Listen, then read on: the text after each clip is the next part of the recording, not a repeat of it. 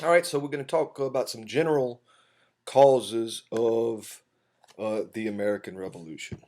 Okay, these are very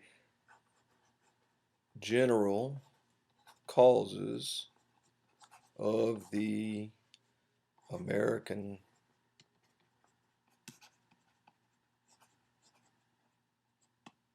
Revolution. Okay, the very first one we're going to talk about or is societal differences. Let me adjust my computer here because my writing's not too good. I had a second grade teacher that would pull my earlobe a lot because I didn't have good penmanship. All right, so societal differences. Okay, well, in a sense, you could say that the revolution began when the first colonists arrived in America. Okay, because if you think about it, the people that came to America, the people that colonized North America, were just fundamentally different. All right, there was something about them, all right, that made them want to come to the United States. And if you ever get a chance, if you really, one of the best ways to learn about American history and about the United States and about how, about our society is actually to travel to other places. Okay. And because then you have some frame of reference. You can kind of, now, after that, you can contrast American society with, say, French society or British society or Japanese society, or if you want to go to a developing country like Thailand or whatever. So any chance you ever get, you want to try to travel. That should be, maybe kind of part of your education if you get a chance. I've traveled all over the world. I've been to Mamou, Ville Platte, Basile, all over. All right, so anyway, by encouraging the immigration of uh, religious dissenters, all right,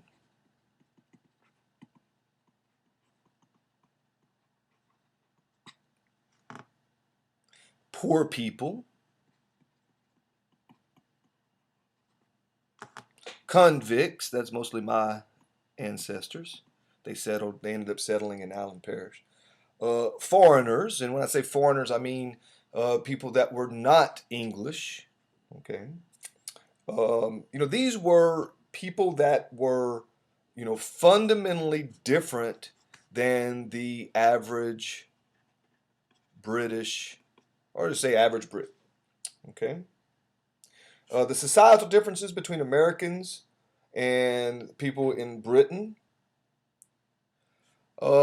just exacerbated, all right, as time went on, to the point to where by the time the American Revolution comes around, there's really no um, strong.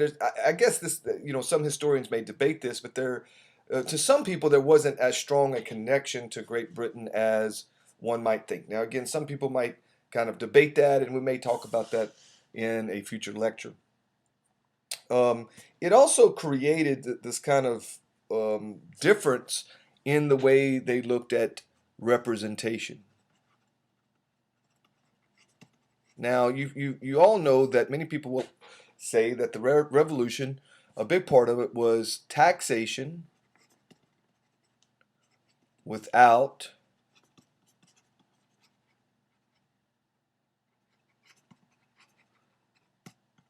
representation. And what this means is that you have a government, all right, that can tax you, that can force you to pay taxes, pay money, but you have no one in the government that is representing your interest. It's one thing if you have to do this, it's quite another if you have no one at least giving your side of things or whatever. Okay, now, the American Revolution is kind of funny because when you start really looking at it, you realize that the British had their point of view as well. You remember, there's always there's always multiple views, okay, of how things happened, and so the British looked at representation in terms of virtual representation.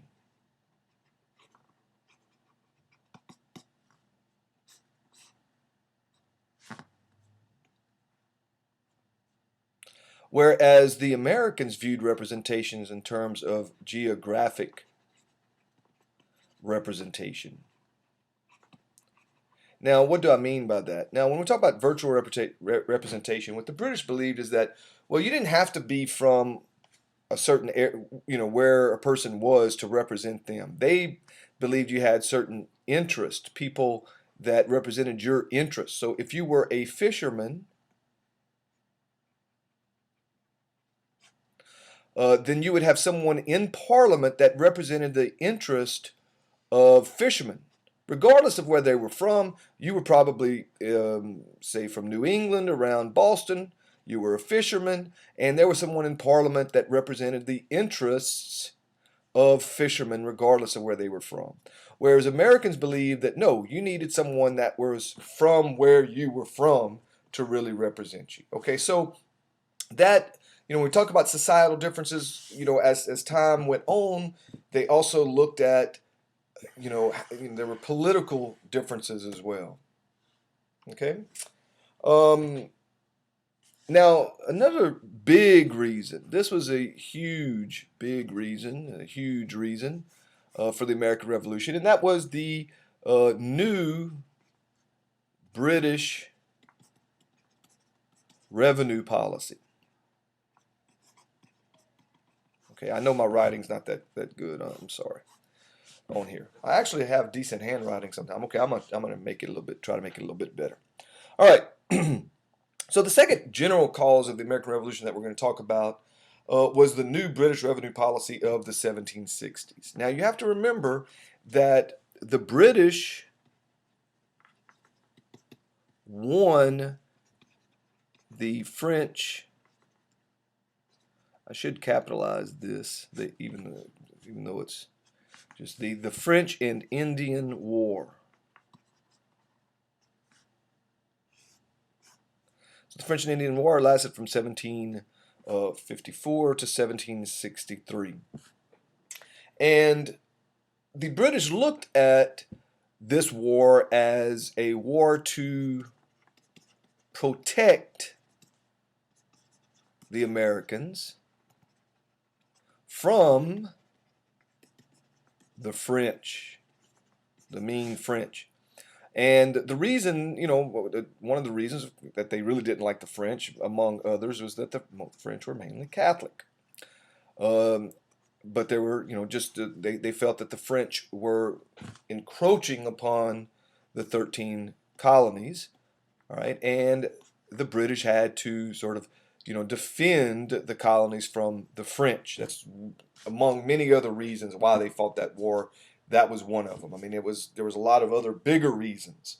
Okay, control of North America, for example, but nonetheless, that was one argument of why they fought the war. And of course, the British won the war.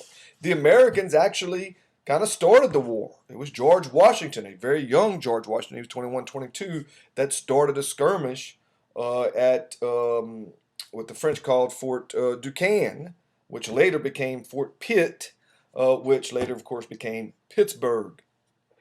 Now, from the British point of view, as they said, well, look, the Americans kind of started this. We protected the Americans from the French and the Indians, we paid and financed the war in Europe and helping the Prussians defeat the French in Europe. But all of this, of course, cost money. Did the Americans help in the fight? Yeah, they did to some extent, but maybe not as much as you think. So what happened? Well, the British went into major, big-time debt. I don't know why I had to just do that right there, but I did. Okay, so the British were in debt. And for, throughout the 1600s, the British just kind of, to a large extent, just kind of ignored a lot of regulations, ignored a lot of the laws that were on the books in terms of how much the colonists should pay in taxes and um, regulatory trade. They pretty much let the Americans kind of do what they wanted to do because overall it benefit. It was more expensive to spend a lot of time trying to enforce a lot of these trade laws. Okay. Then to um, just kind of allow it to go. All right, kind of laissez-faire, salutary neglect. That's what they called it. Just let them go, and in the end, we're going to be better off. We don't have to send people over there to try to enforce all these trade laws and that kind of thing. So, um, however, after the French and Indian War, okay, what we start seeing in the 1760s is that the British start caring and they start enforcing some of these laws, these trade laws, which of course really upset many of Americans. The British increased the number of their troops in America after the war, which raised American suspicions. Americans justly asked, why should we pay for an army of 10,000 men, an army twice the size of the British Army in America during the French and um, Indian War?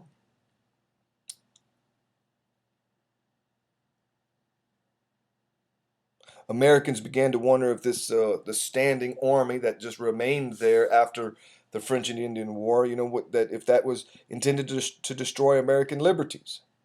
Okay, so you start, this is this new British revenue policy, and when you talk about taxation without representation and all that, and we'll go into detail about that later on. That was all part of the cause of the American Revolution.